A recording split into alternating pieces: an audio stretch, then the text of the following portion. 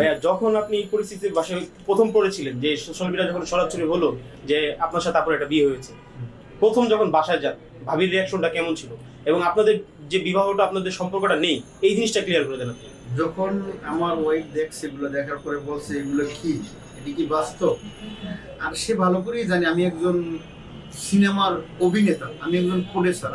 আমার অভিনীত অনেক মিউজিক্যাল ফিল্ম, নাটক, সিনেমা আনলিমিটেড আছে। আনলিমিটেড বলতে 100 হওয়া মানেই তো আনলিমিটেড।